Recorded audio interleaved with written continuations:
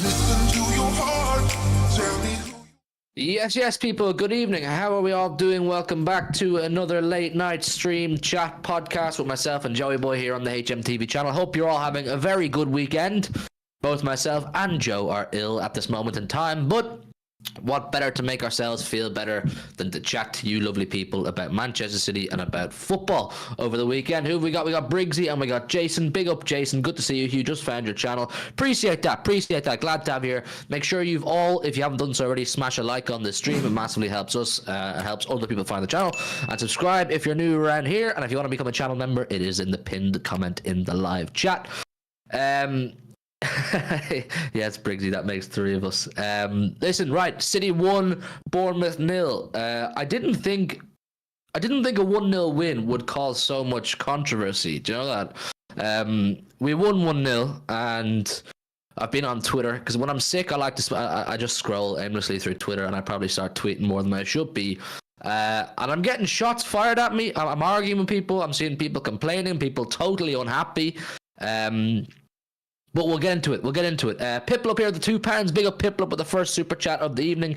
He says, why the hell would Chelsea sell us Kovacic? We're going to chat about Kovacic, man. I was very, very impressed with Kovacic today. And I know he went off in like the 85th minute, but from then onwards and injury time included, which was 6 minutes, we lost a lot of control in the game. It became a bit frantic. And I thought taking off Kovacic contributed to the game becoming a bit frantic and chaotic because he offered a huge amount of control. I thought overall he had a really good game. I liked the dynamic that he offered in the midfield. But Joe, your thoughts, I suppose, in summary, before we get into all the chaotic conversations about City 1, Bournemouth 0. I thought it was a fairly good first half, but the second half was just so unlike us. Like, we couldn't get a hold of the ball. I don't think the subs helped, to be honest. I was very puzzled at some of the substitutions Pep makes, considering he doesn't normally like to make subs in tight games. Very surprised with the ones that he went with. We just lost total control, which, I mean, credit to Bournemouth, they probably did deserve to get something. I know they didn't get anything, but they probably did deserve to get something, because they caused us problems. They really did cause us problems. They had a game plan, they stuck to it, they had chances, they just didn't take them. Which, you know, is some credit to our defence as well. I thought that when you look at maybe previous games, sometimes we're looking at the defence and going, why on earth can we not keep a clean sheet? Today it was much, much more solid. I thought the defence was good today. I did. I thought the defence... Bournemouth didn't cause us that many problems until very, very late in the game when it became chaotic and we lost control. For the most part, I thought we controlled the game very well. The problem quite clearly lies with Manchester City at the minute in the final third. We're not putting the ball in the back of the net enough, and that's dissatisfying people. People aren't satisfied that we're not scoring 4, 5, and 6 goals, and they're seeing Liverpool scoring 4 and 5. They're seeing Arsenal scoring 4 and 5, and they're focusing on the wrong battle. They're focusing on the wrong, race, the title race. We're second in the league. We're a point off top. We've won 15 out of the last 17. We haven't lost since December 6th. And we haven't got into top gear. We haven't clicked. Haaland is totally off form. He's totally off form. He is. And we're going to have a conversation about that. Doku's been playing a lot recently. And for me right now, he's probably not good enough. Let's just call a spade a spade. Right now, Doku's probably not good enough for what we're trying to do. But we're still making do. He's still doing his thing. He's learning on the job. Alvarez has been playing in midfield for large parts of this unconvincing period. That absolutely contributes. Kevin De Bruyne has been injured. Kevin De Bruyne has been in and out of the team. He didn't play against Brentford. He played for 10-15 minutes today, and so on and so forth. So there is contributing factors as to why we're unconvincing. But focusing on the fact that we're not blowing teams away, I think is the wrong thing to focus on when we're winning games of football. It may not look convincing, but the fact that we're winning while looking unconvincing, for me, is a positive. Because if you have faith in Pep and the team that they will improve, then what happens when we become convincing? At the right time. Let Arsenal and Liverpool score 4, 5, and 6 right now in January and February. I'm cool with that. We've seen people do that before. We've seen Liverpool before blow teams away in November, December, January, February. We saw Arsenal do it for 247 days last season. No one fucking cares until the last few weeks of the season. No one fucking cares. until who's on top of the league on the last day. It's a race. It's a marathon, not a sprint. Pep is the master of timing. Timing is everything in the Premier League. If we started going full throttle, 110%, blowing teams away and gassing ourselves out in the middle of March with still a run-in to go, what happens then if we collapse? Let them gas themselves out. Let them gas themselves up, is what I'd say. Let them talk themselves up.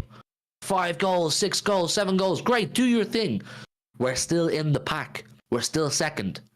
People commented to me on Twitter today like, oh, Arsenal have scored at least 4 on the bounce, 3 games in a row. Yada, yada, yada. I don't care. Are they ahead of us in the league? No. So why should I care? It's crazy, Joe, man. It's crazy. Guys, make sure you hit the like button. 30 in the building, only 10 likes. Let's get the likes up, man. Come on. And let us know your thoughts. Joe, I'm saying, though, Joe, the panic and the frustration from people, it's so unwarranted right now. It's just not the time to be stressed. It's not the time to be hitting the panic button. And if you're really panicking and really worried about what you're seeing right now, you have no faith in Pep Guardiola. You have no faith in this team to turn it around. If there's anything to turn around, it's just about improving. Well, yeah, because the league position doesn't lie. Like, let's say flip the script. If this was the other way around and Liverpool were winning 1-0, unconvincing, but they were winning 1-0, everybody would be panicking, going, oh, they're not playing well, but they keep winning. Like, if you flip it the other way around, you know, Liverpool are still there. There's still people panicking over them winning when they're not playing well. But when it's us, we seem to just fold and completely just start having goes at each other, and it's ridiculous. It's a little bit ridiculous. Like, we're still there in and around the points. We're still there in and around the goal difference. We are, let's call it, we're in a better position than Arsenal. Arsenal may be scoring 5 and 6, but we are, you know, I don't know what happened because they won today. I believe they went back above us, but we'd have a game in hand. And then you look at Champions League as well. They're 1-0 down, we're 3-1 up. I don't care that they went and put 6 past West Ham and they went put 4 past Newcastle today. We're in a better position than them in both of the major competitions. That's what I care about. Mate, I'm just not. If we win every game between now and the end of the league 1-0, we win the league. Do you know what I'm saying? If we win all of our games 1-0, we win the league. Why do you care about 4, 5, and 6? I guarantee you, look, I said this on recent streams with you, I said it on recent shows in City Extra, that the fact of the matter is there is no crisis right now. There is no real panic. Quite clearly, there's a few players off form, and that's what's contributing to us not battering teams. Like, if you look at the Chelsea game, look at the Brentford game, if Haaland had scored a few more of his chances, we probably would have battered both of them 5 or 6-0 or 5 or 6-1. But he didn't. It is what it is. So it's about fine margins, fine little tweaks. If Haaland had a shooting boots today, we could have seen a 3 or 4-0 against Bournemouth, and nobody's complaining. So it's literally just about finishing our chances. A few weeks ago it was the defence can't defend, but the scorers are scoring goals. Now it's the defence are defending, but the scorers aren't scoring. There's going to be a game soon, and I hope it's the derby next Sunday, where Haaland or De Bruyne or someone scores a shitload of goals, or a load of them score goals on the same day, and we hit someone for 4 or 5, and all of a sudden everyone goes, oh, panic over. Yeah, knew this was going to be the case all along. Well done, City. Always had faith in Pep. No, you didn't. Because you're complaining when we're second in the league and we're just not scoring the amount of goals you'd like. It's not as if there's clear issues or there's fallings out within the squad. There's turmoil in the camp. We're in a fine place. It's about getting players up to speed, getting players fit. No Jack Grealish. Do you know what I mean? No Jack Grealish is absolutely huge in the contributing factor to the way we play the game. We lost control when Doku came on. We lost control when Kovacic went off. So when we have our full fit starting 11 and everyone's playing well, Haaland finds his shooting boots, I have full faith we will start beating teams and beating them convincingly. If we're going to look unconvincing, Joe, I would want it to be now.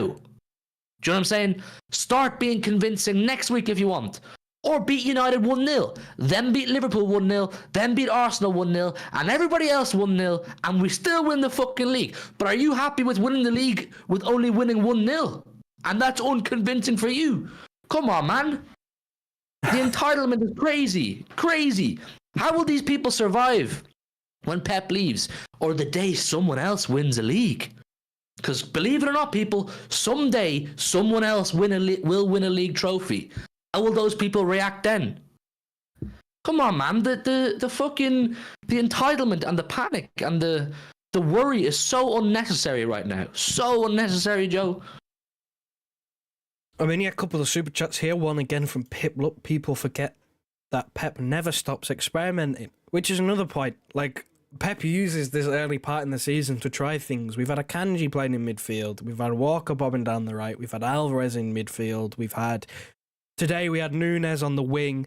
Like, Pep will use this early part of the season to figure out if he's got like a plan B, or, you know, anything else that he can use that he didn't use last year. Like, we know this whole John Stones thing into midfield, like we saw today, that works. We know that works. So he's just trying things to see if anything else works. Like, that's another point where sometimes we may drop a point or 2 points. We might, you know, draw a few games, lose a couple as well early on, when Pep is still figuring out where he wants players.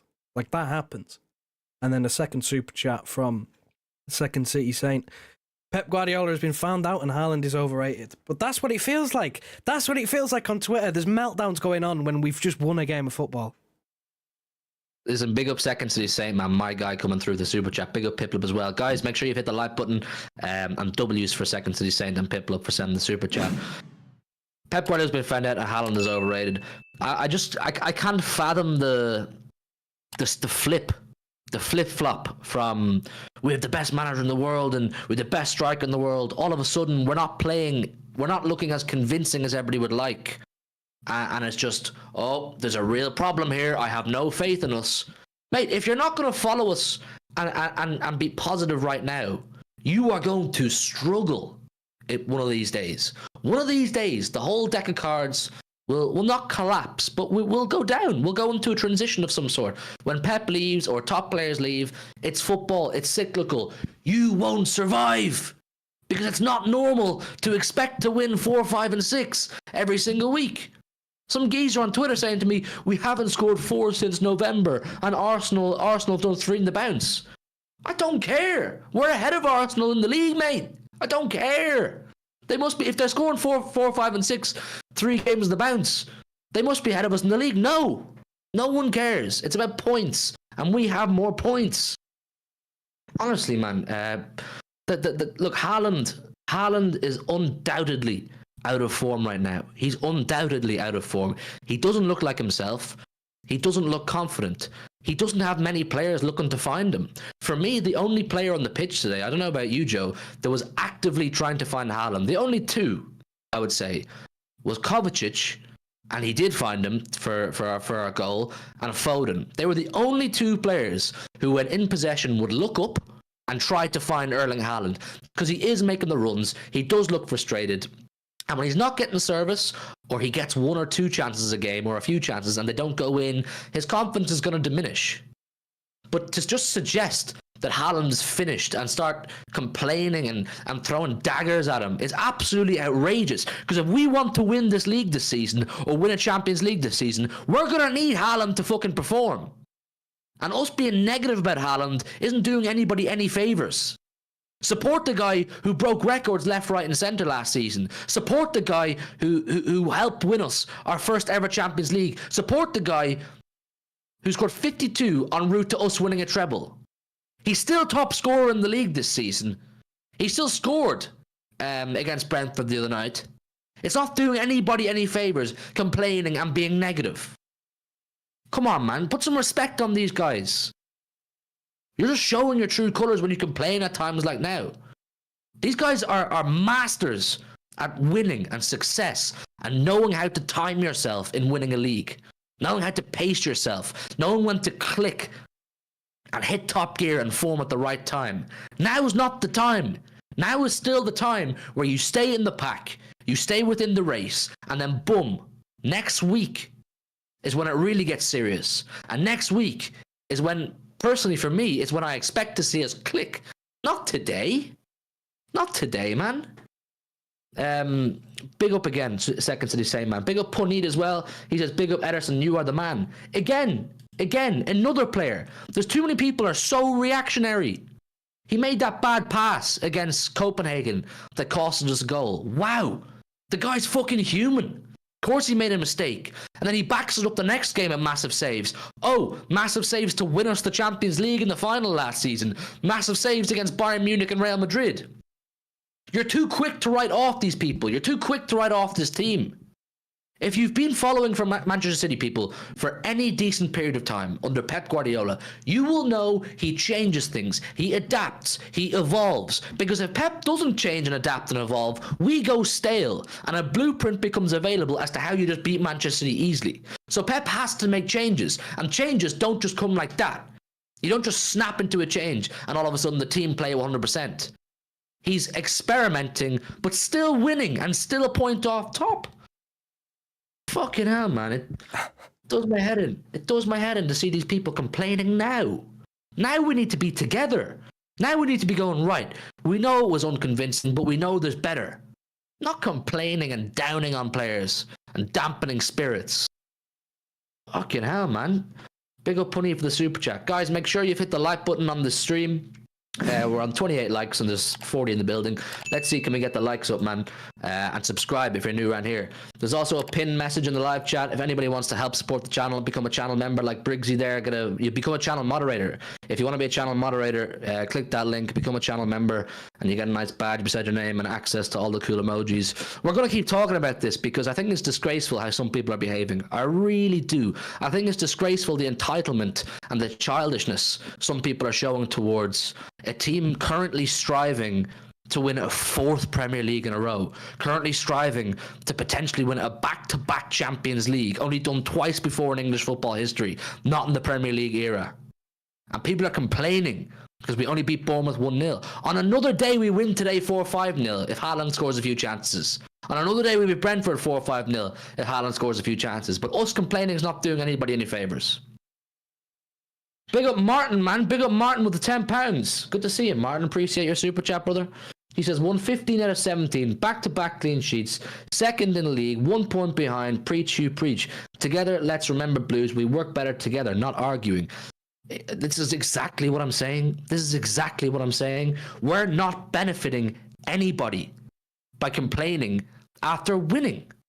I don't know any other team in the world, any other fan base in the world that complains about being second, 1 point off top. Like, you're choosing to be negative about it. You're choosing to put a negative connotation on it when there's an obvious positive connotation to put on it, which is that we're second, 1 off top, and we're playing unconvincingly. So we have room to get better. Arsenal and Liverpool, for me right now, don't have room to get better. So we fill our room to get better. We win this league. They're going to stay the way they are. They're not going to get much better than this. And we're still 1 point off top and still ahead of Arsenal. I don't care if they score 4, 5, and 6. We're ahead of them, man. We're ahead of them.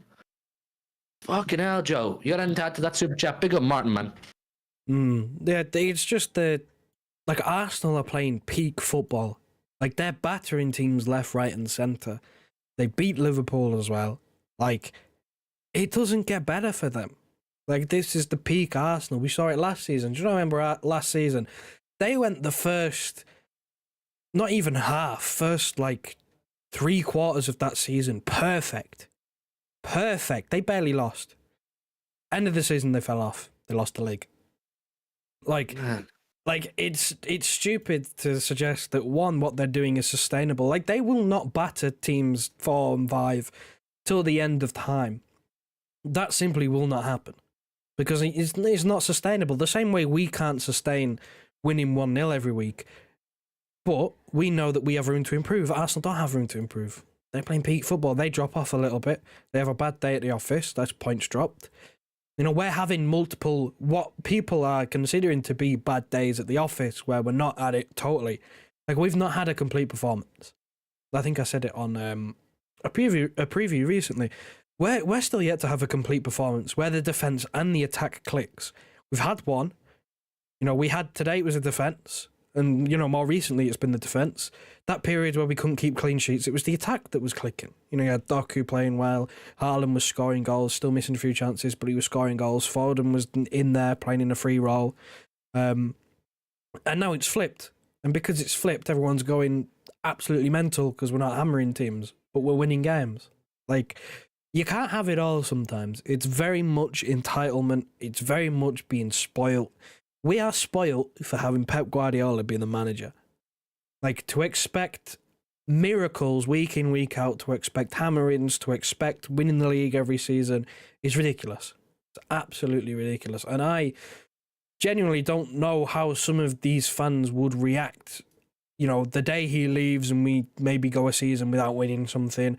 You know, it's going to be pandemonium. It's going to be an absolute shit show when that happens. Tell you what, it's not that I can't wait. I'm intrigued for the day that someone else wins the league. We've won 3 in a row. What happens? Hopefully we win 4, 5, and 10 in a row. But someday, I promise you people, this will blow your mind. Someday someone else will win the league. And I'm intrigued to see what social media looks like then and how people react then. Because if you're reacting like this and you're refusing to acknowledge the wider circumstances and the full context of the situation, we have not had a full, complete team at all this year. We have not had a fit and firing Haaland playing with a fit and firing De Bruyne. We have not had Jack Grealish involved with those guys as well. We have not had so many things this season. And to add on top of that, we're in somewhat of a transitional period. It's crazy. I know. You lose Gundogan, you lose Mahrez, you lose Laporte. Three key players last summer. Even throw Gundogan and Mahrez back into that team, and all of a sudden things are much easier. 2 leaders, 2 winners. We've brought in Doku. We're giving Alvarez more of a crucial role. Foden now has more responsibility on his shoulders. Things are different. City are evolving. City are transitioning. City are changing, and City are still in second place, 1 off top in the Champions League, 3-1 up on aggregate in our tie right now. And people still want to complain. People still want to question this manager. People still want to question our striker. People still want to question the way we play football and what Pep Guardiola is doing. Honestly, the lack of faith, is unbelievable. Unbelievable. This team, man, this team has given us way too much. This manager has given us way too much over the years for us to just start complaining and throwing shades at them. Some of the people on Twitter don't deserve to follow this team, don't deserve to follow this manager. The way they're behaving, the way they're acting about this. We haven't scored 4 in X and Y. We haven't scored 5 the same amount of times as Arsenal and Liverpool. Well, Arsenal and Liverpool haven't won the same amount of Premier Leagues as Manchester City. Arsenal haven't won the same amount of Champions Leagues as Pep Guardiola or Manchester City. Pep knows what he's doing. Pep's the best in the business for a reason. And Pep will have the last laugh. And for those of you that doubt Pep right now, you don't deserve to be there in May, when I believe we'll win the Premier League. I believe we'll win this Premier League, because this team has proven to us too many times that they know how to click into gear. How many December, Januaries and Februaries have we looked at City and gone, not so sure, and then boom, March, April, May, or April, May, City go on to do something special. You don't deserve to be there when we lift these trophies if you're going to start complaining and acting like a child now. Like I said, I really do fear for these people the day someone else wins a league and it's not Manchester City. Their lives, man, they'll go, what was my life all about? I don't believe it. Big up Big Steve in the chat, man. Big up Big Steve in the chat. My guy Steve. He says, could be worse. Could be beat off Fulham at home. We are gonna chat about United later on the stream, but I'm ill, man. I'm ill. And my day was made better because City won. 3 points is 3 points. And then my day was ruined. Well, not ruined, but people piss me off. I'm too emotional, man. People get under my skin when they start complaining about things that don't need to be complained about. It's no use to anybody. Big up Steve, man. It's good to see you in these streams. Appreciate your support, man. Guys, make sure you've hit the like button. There's 50 in the building and we're only at 30 likes, so make sure you hit the like button. Another super chat here from Martin, man. Big up Martin, man. Massively appreciate you, brother. He says, some fans moan at no clean sheets. Now it's not scoring. What's next? Floodlights are too dim. That'll be another charge. Yes, we're the best. May is when it matters, not February. I just don't get it, man. I just don't get it. Like I said to you earlier on the stream, guys, one of these days, and I hope to God, as always, that it's the derby next week, Haaland's going to bag a hat-trick. Haaland's going to bag 4 or 5. It'll click for Haaland again, because he's too good. Haaland hasn't just fallen off a cliff and all of a sudden become fucking Anthony Martial. Do you know what I mean? He hasn't just become an absolute donut. One of these days, very soon, I believe as well, because he's that elite, Haaland's going to dunk on someone. And that'll be the rest is history. He'll continue. And those of you that complained about Haaland, I want your apologies to be as loud as your complaints. You know what I'm saying, Joe? Well, the way I look at it, right, and you said this to me before we started streaming, because you told me about some of the messages you'd got, and you'd pointed out the fact that around this time last year, we'd been to Tottenham away and lost again, and we'd drawn away at Forest, and we were like 8 points behind Arsenal or something, and we thought it was the end of the world. Like, well, some people thought it was the end of the world, thinking, oh, 8 points. It's a big gap. Like, we are in a better position at this point this year than we were last year, and we won the league last year. Like, do you remember this time last year, Joe? Around the time we drew, around the time, so slightly earlier than this time last year, we lost to Tottenham away. And there was quite a period there where we weren't finding Haaland. We weren't actually creating many chances. We were still in the pack around the top of the league, but we weren't creating many chances. Now we are creating chances. Now we are getting in behind. Now Haaland is getting chances. And Haaland knows himself that he's missing chances he should be scoring. But to doubt the guy who scored 52 last season is on, what, 16, 17 for this season? He's averaging in or around or just below a goal a game this season. And people had the audacity to laugh at this guy and question this guy. And I actually don't give a bollocks if it's Liverpool or United or just rival fans laughing at Haaland and City, because they're going to do that anyway. It's when the City fans start turning on City players. It's when the City fans, or so-called City fans, start to complain and question and give out at a time where that's not necessary. Listen to Big Steve when he does shows. Listen to Martin when he does shows. They'll say the exact same thing I'm saying. We all have to pull in the same direction. We all have to support at times like now, which isn't even a fucking time of adversity. We're 1 point off top. You'd swear we're in a fucking relegation battle. Look at Chelsea, man. 10th place. Got a draw at the Etihad last week. You'd swear they won the Champions League. Their fans were celebrating a draw in the Etihad last week more than they celebrated the Champions League in Porto. Look at the state of that. Mate, man, come on. It's outrageous. Fans will complain more if you keep reacting to it. Look, I'm an emotional man, and like I say, I just share my opinions. And today, for some reason, more than ever, I've never seen this. I don't know, Martin or Steve, if you're still in the chat, or anybody who's been around a while, have you ever seen a day where City win a game away from home as well? Bournemouth ain't the easiest place to go. City win a game away from home, and the fans are complaining. The fans aren't happy. It's not hard to see. There's no tactical issue. It's just about form. Players get back into form. Or players up their form. We didn't hit top gear today. We didn't hit top gear against Brentford. We didn't hit top gear against Chelsea. So what? We know there's better. We've seen better. And I have every faith there's better to come. Opinions like bumholes, we all have one. Martin says, everyone smash the like button. Yeah, man, everyone smash the like button. The goal on these streams, these little podcast style live shows me and Joe do, it's always 50 likes. So if you could help us get 50 likes, you would be a legend. And as always, there's a link in the live chat there to become a channel member. Anybody wants to be a channel member for $3.99 a month, you'll become a channel moderator. You'll get a nice badge beside your name, and you're just helping support myself and Joey Boy. This happens after every game, Hugh. It's weird. Big up Piplup again with another super chat.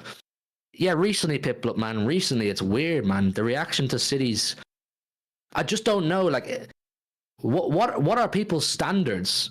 Like, do people just think footballers like, okay, so you're treble winners last season, and you blew teams away at the end of last season. That must be the way it always has to be moving forward.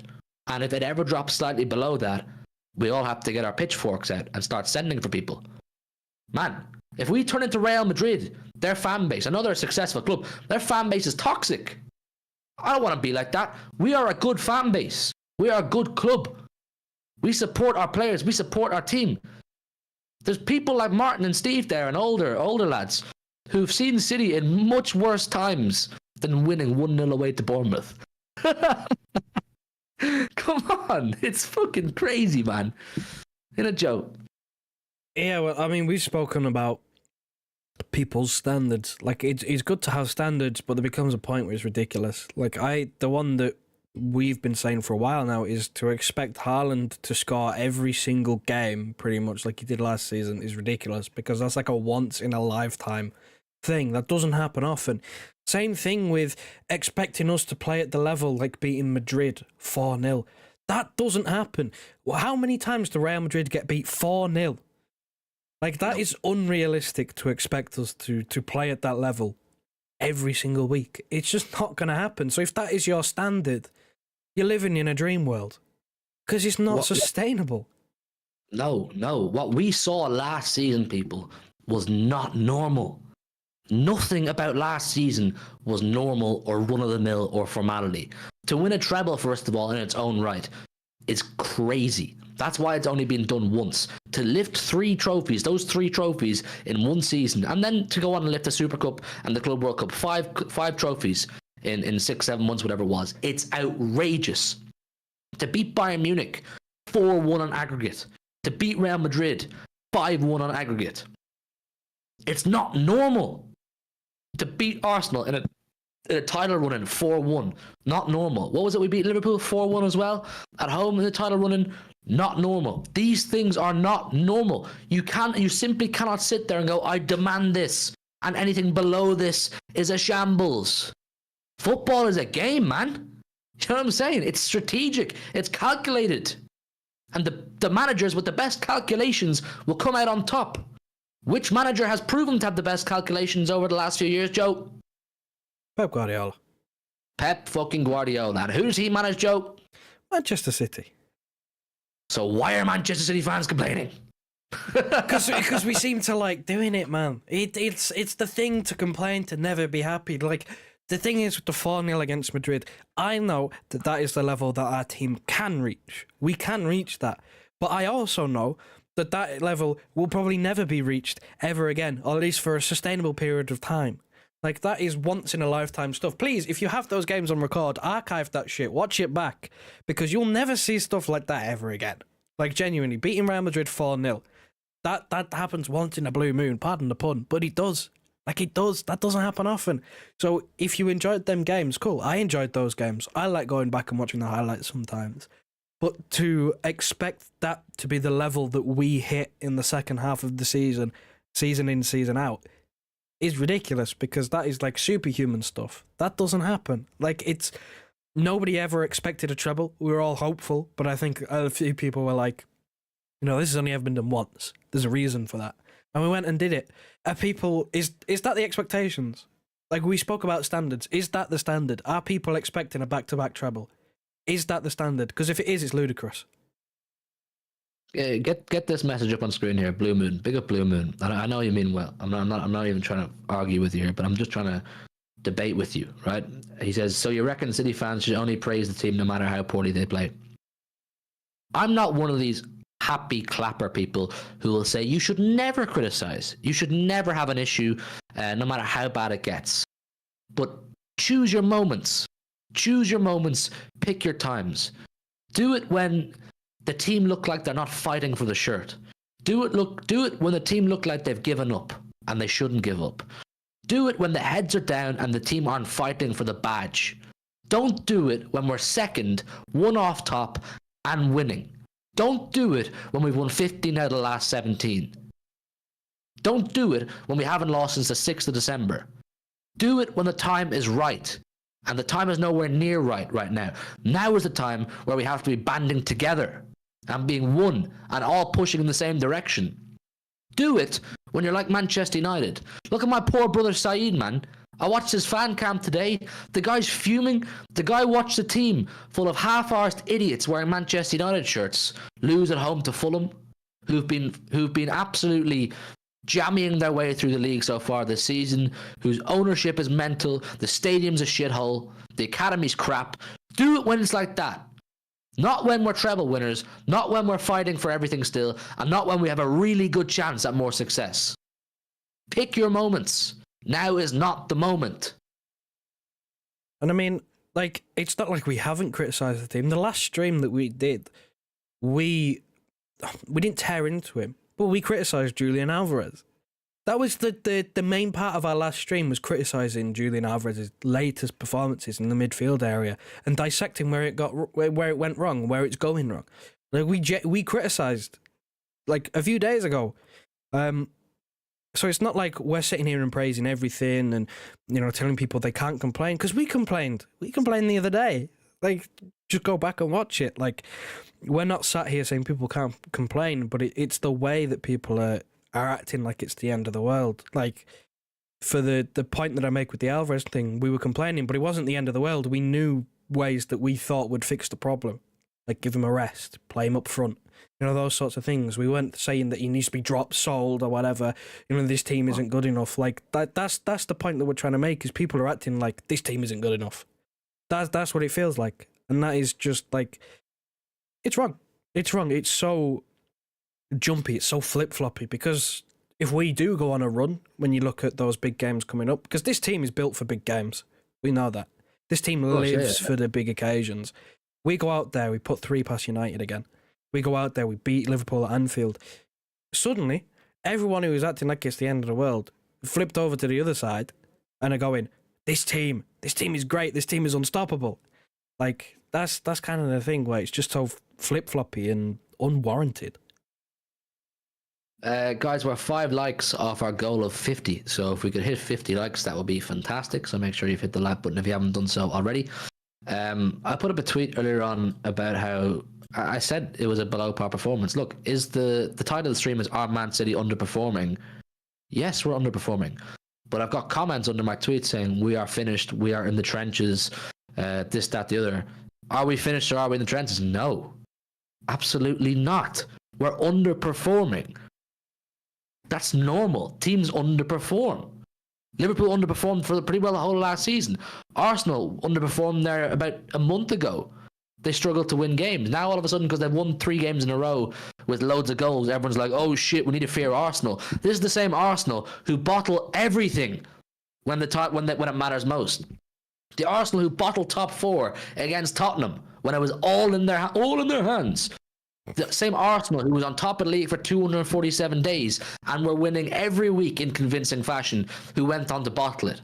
So you're telling me because City, who are ahead of Arsenal and are slightly underperforming, need to start shitting ourselves because Arsenal put 4 past Newcastle, 5 past Burnley and 6 past West Ham in February? Is there any league handed out in February? No. Mental, mate, mental. No one's finished. No one's done. Big up Piplup again with the £2, man. Piplup, my brother, massively appreciate you. He says semi-finals of Youth FA Cup, Jacob Wright. I saw the Jacob Wright one, Piplup, and I appreciate you coming in with those youth team reports. I told you, Piplup, your job around here is here to tell us how the youth players are getting on, how they're doing, and I appreciate you coming in with that. I did see the Jacob Wright dagger. He looks quite the talent. Anybody here seen Jacob Wright? I know he played against Huddersfield. He got a small cameo, obviously as a token of appreciation for his good work with the EDS team or the FA Youth Cup team. So yeah, big up the EDS and big up Jacob Wright. Evening all, just to say, rip Stan Bowles, former QPR player of that great side, grew up watching him. I can't say, Richo, that I ever watched him, but rest in peace to Stan Bowles. Who's asking City to win 5-0 every game? Evidently more people than I thought. Go and type Man City on Twitter in the Twitter search. Scroll across to latest and scroll down. It'll be flooded. I'm telling you, it'll be flooded. It was not a good performance today on the grand scheme of things, but at the same time, we created enough chances. Once we're creating chances, I'm a happy guy. Because if we're creating chances, it means Man City are doing Man City. And then what's after that? Putting them in the back of the net. Who's best at putting them in the back of the net? Erling Haaland. We have Erling Haaland. I believe one of these days he's going to dunk on someone, like really heavily dunk on someone, and people are going to go, yeah, the big man's back. The big man's back. It's crazy. It's crazy, man. It's crazy. I don't care about him dunking on anyone.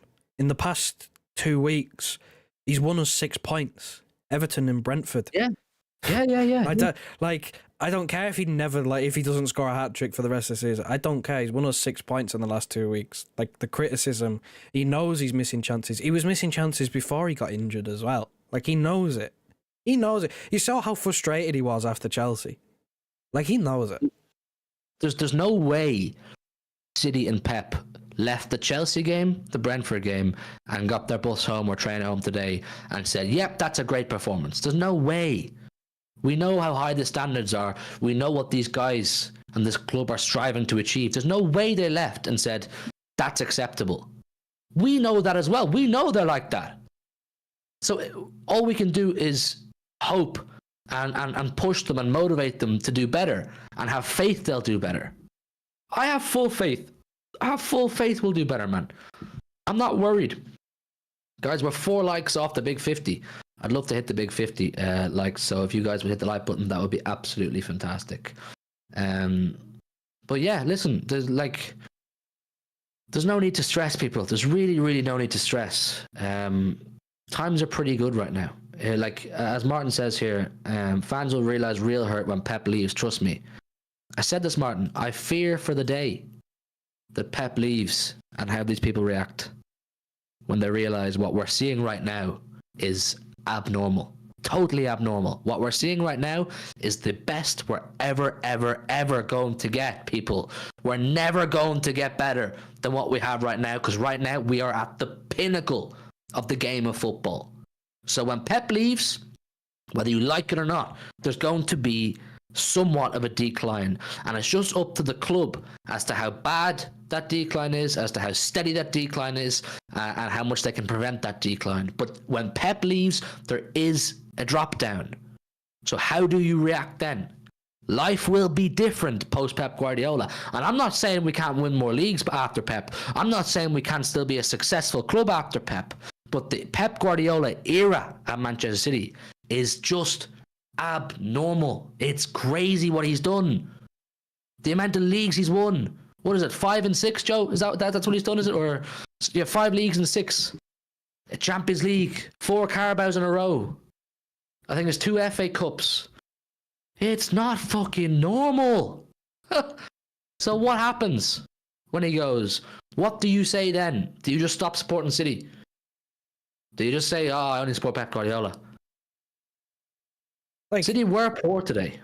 Sorry, Joe, go on. I don't think people get quite how abnormal it is. The only trophyless season under Pep Guardiola that we've had was his very first, when he had the aging squad. He didn't have many of his players. He had a few in. A few of them didn't work. A few of them were young players. Look at Sane, he was very young. Gundogan got injured. Bravo just didn't work. Those signings, it was a very hit or miss, and we got top 4.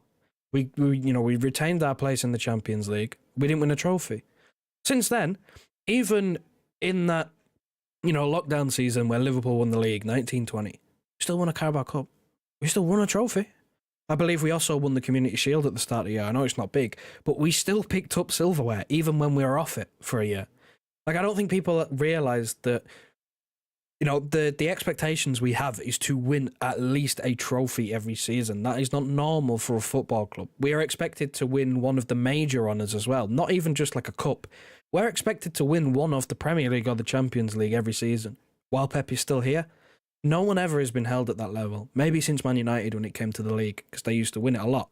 That is just simply ridiculous to be held at that level. And when Pep Guardiola goes, those expectations will shift, because obviously the next manager just will not be as good, because you can't be as good as the best. There's no way for that to happen. So the expectations will shift, and we will have trophyless seasons. Hell, we might go a while before we win a trophy. Look at what happened with United when Ferguson left. I don't believe that will be the case, because I believe that, above Pep, when you look at the board, we are too well run to go down a long period trophyless. But there will be seasons where we don't win anything. Hell, there might be a season under Pep that we don't win anything again. It's just not normal to expect winning all the time. Exactly. Yeah, I think you summed it up perfectly there. Big up Piplup, man. Thanks for coming in, man. We'll speak soon, my brother. Thank you for the super chats, and I look forward to seeing you this week for more streams, hopefully. Round of applause, Joe. That time of the evening. Yeah. Yep. You guys, you in the chat, you have hit our goal, not our record, our goal again of 50 likes. So big up to all of you who have hit the like button. If you haven't done so, make sure you do. Make sure you're subscribed around here. We've just passed 7K. Guys, W's in the chat for Joe. 7K he's hit on this channel. I know he streams with me, but he's always making videos. He's working hard. He does all the graphics you see, all the thumbnails you see, everything. Joe makes it. I just turn up and stream. Everything else behind the scenes. Everything else behind the scenes, Joe does it all. And we're on 7K here now, so Joe deserves a massive amount of credit for all the hard work he does, honest to God. And if you want to help support Joe properly, there's a link in the chat and the pinned comment to become a channel member like Bevo there. Big up, Bevo's just joined. You'll become a moderator on the channel because it'll be a token of appreciation from us. We'll make you a moderator, and you'll also get a little badge beside your name. So yeah, just wanted to give a quick shout out and big up to Joe for all his hard work. Atmosphere was solid tonight, says Brian. You were at the game, Brian. I think I saw your message a few minutes ago. I heard the atmosphere. The atmosphere is good. The City away fans, man. I genuinely believe City's away fans, and I've been all over England with City. I haven't been in a couple of weeks now. I haven't been to a game in about a month because I've been dealing with a few things, a few personal problems. But I'm going next week to the derby, and everywhere we go, City fans away from home are always class. And there's some nights at the Etihad where the atmosphere is unbelievable, but away from home, City fans, you'll find it hard to beat fans like ours. You'll find it hard to beat fans like ours. EH says the team is weaker than last year. The team's doing better at this stage right now than we were at this stage last season. It's just different to last season, isn't it? I mean, last season we had Mahrez, we had Gundo, we had Laporte. We had more experience, whereas now we have more inexperience, and we're putting more responsibility and pressure on players who have to step up, like Phil Foden, who, I mean, today of all days where people chose to complain, is a day where we should be celebrating and praising a young Manchester City academy graduate superstar Phil Foden for hitting 16 goals this season. Absolutely smashing it. When Kev was out, when other players were out, Haaland was out, Foden took the responsibility of this team on his shoulders, and he's absolutely smashed it.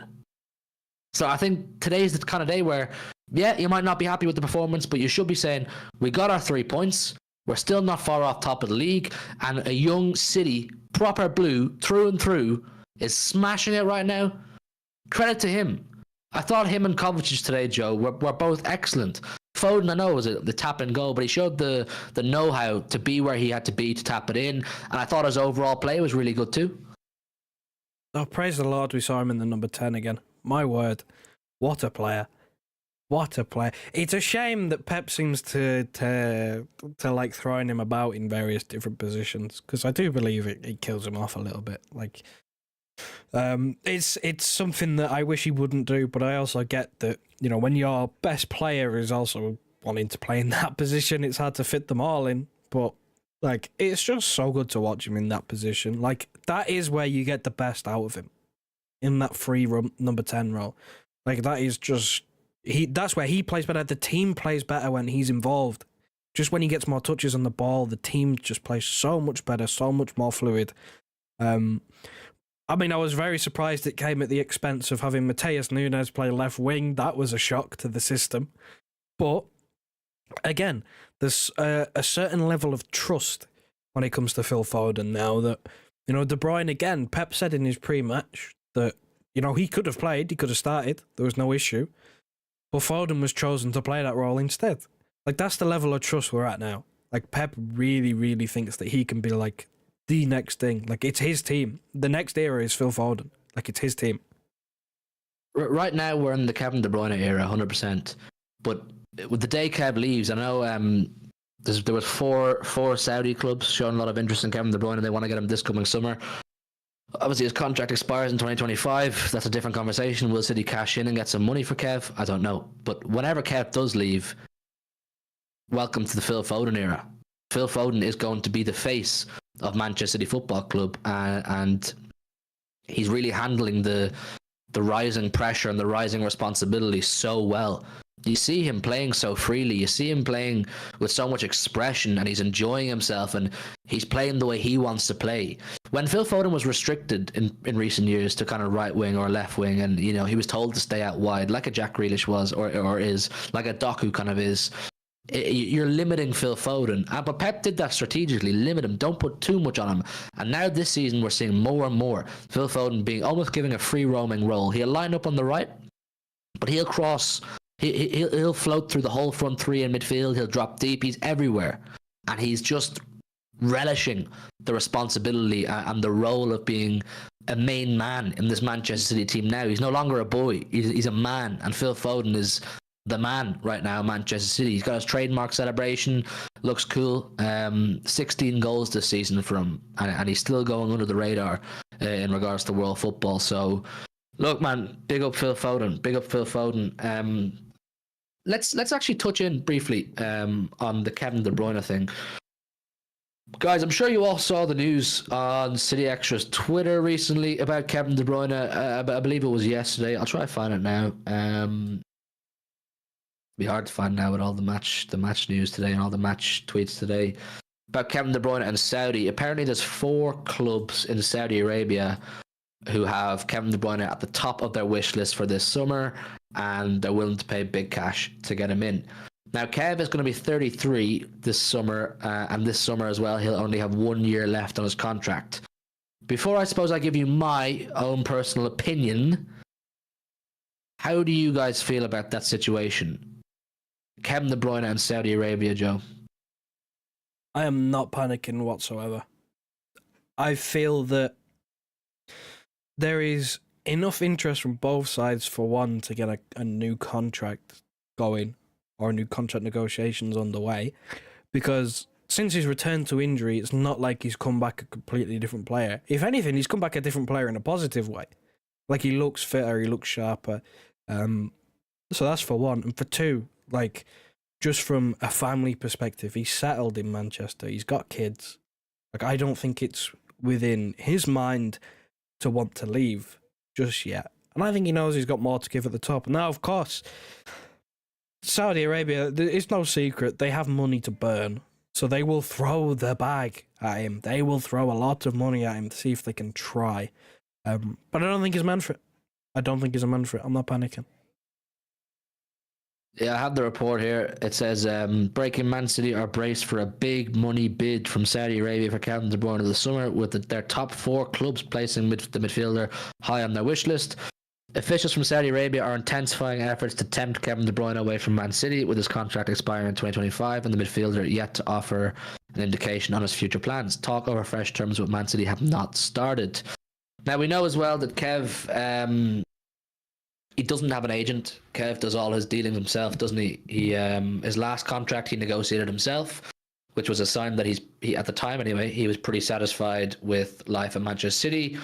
I find it hard to see how things have changed. The only way I could see Kev really wanting to go to Saudi is if they do throw stupid money at him, and he's just like, I can't say no.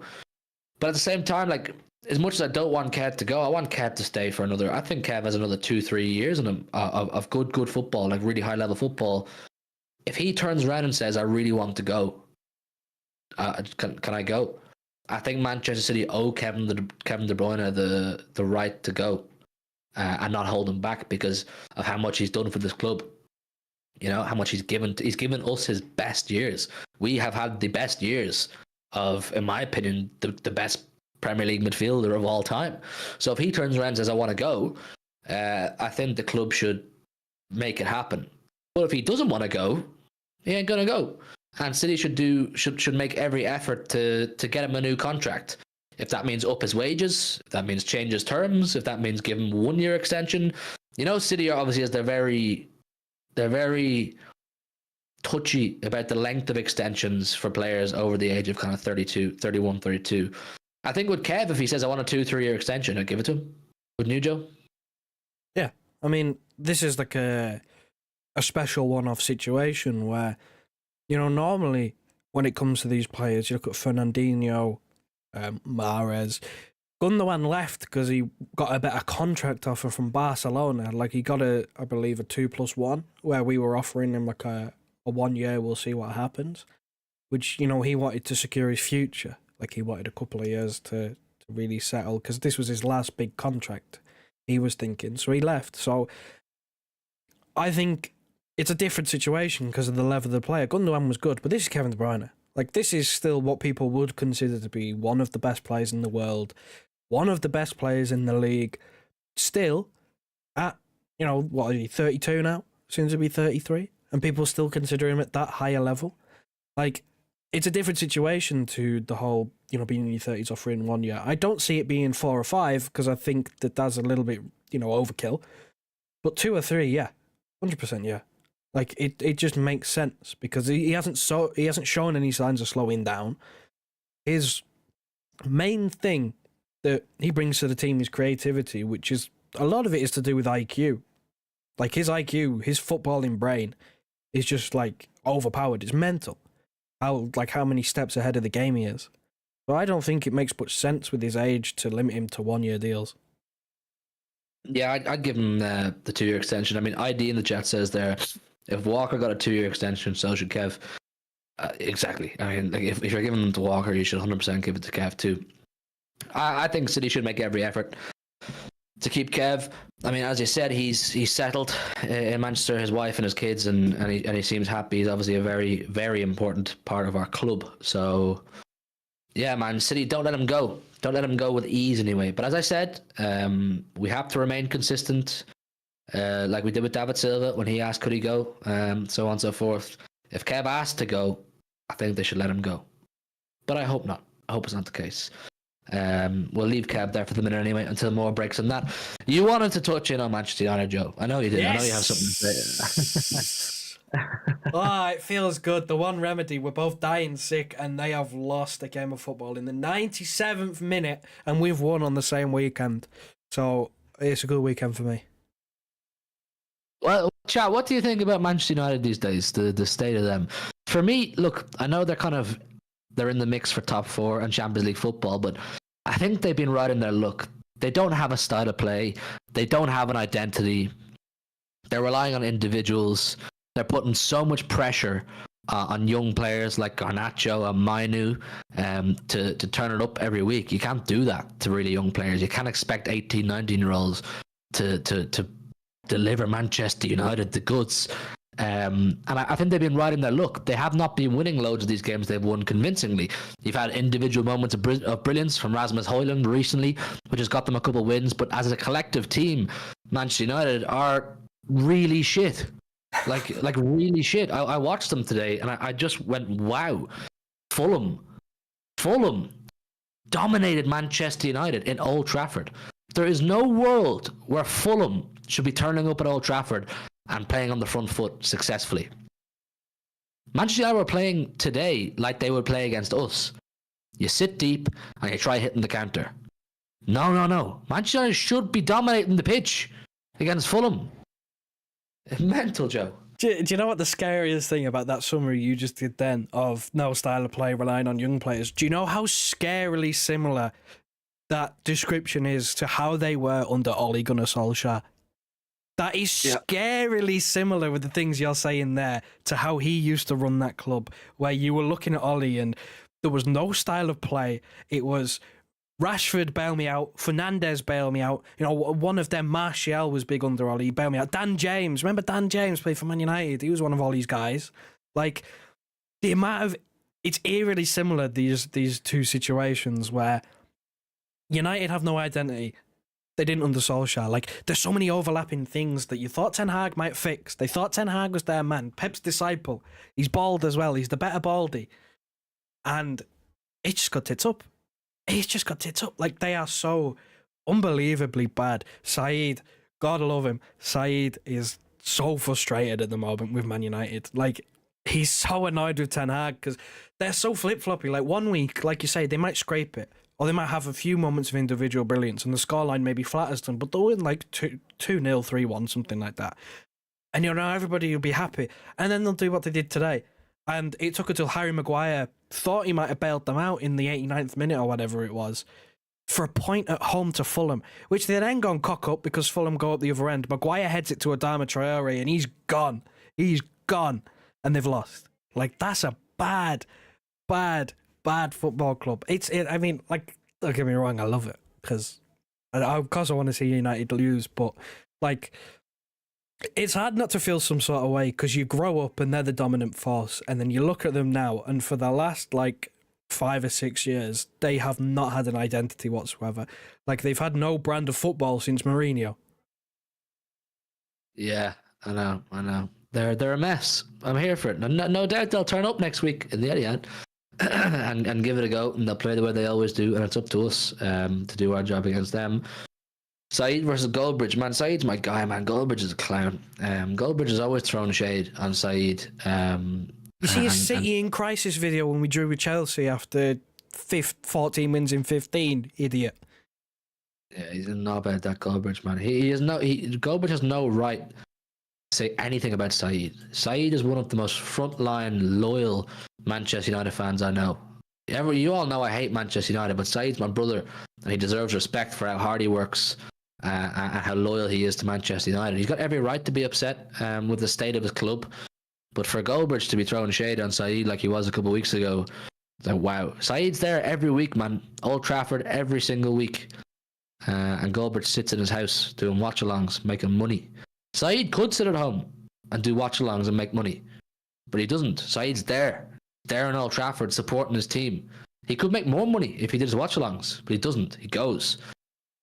So fuck that Goldbridge guy, man. Big up Saeed. Fuck United, but big up Saeed, man. He's a proper good guy, Saeed. Saeed rant reaction video. I don't know. I feel bad doing it. I've done it once for Saeed, but I feel bad because he's my guy, isn't he? He doesn't need me either. He gets enough views as it is. Sure, Skullthuggery will sort him out in the next Big Six. Skullthuggery will. He'll sort Saeed out for sure. Mohammed says, Hugh, tell me why we played at this. Want to hear from you. We've gone over it, Mohammed. We're over an hour into the stream. Make sure to go back and watch it, Mohammed. It's in this stream if you want to see it. The first at least 45 minutes, we're talking about City and the way we're playing right now and my thoughts. Hugh, you know he would be all over it if you did a rant video. Would he?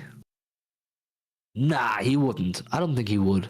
I don't think he'd react to me anyway. At least I don't know. I don't care if he does. I've done rant videos in the streams myself about City before, Bevo, and he never has. Maybe I don't get him the views. I don't know. No, you're all good, Mohammed. It's in the stream, man. It's in the stream. If you want to leave, tell you what, Mohammed, go back and watch it when you get a chance, and leave your thoughts down below in the comments on playback, and I'll reply to you. Because we appreciate everybody who comes in to watch. Guys, there's a link in the chat, the pinned comment. If any of you who are here regularly and want to help support the channel, become a channel member. Big up Leon, man, just joining us. There's a link there in the chat now to become a channel member for $3.99 a month. You're just helping me and Joey Boy out. We'll make you a channel moderator, and you'll get a badge beside your name, and you're just helping the boys. You're helping the boys. So that's there if you want it. Make sure you hit a like on the stream if you're watching it on playback, or you're watching now and you haven't done so already. Myself and Joe, we're both ill. Both of us are absolutely riddled with colds and flus right now, but we still wanted to come on and chat to you guys and share our thoughts, and it's been good fun. Got a few super chats. Big up Piplup, Second City Saint, Martin, and Punny for all your super chats. It made me feel better, and I think it made Joe feel better too, coming on and chatting to you guys. So yeah, big up all of you, man. We'll be live again on Monday or Tuesday. Maybe Tuesday after the Luton game, late night chats again, 10:30. But turn on the notification bell so you don't miss when we go live. I'm going to go back to bed now because I'm really ill. Big up everyone, man. Big up everyone. Make sure to hit the like button and we'll speak soon. Good night and God bless, man. Wrap her up, Joy Boy. Listen to your heart. Tell me who you wanna be. We can always start to believe.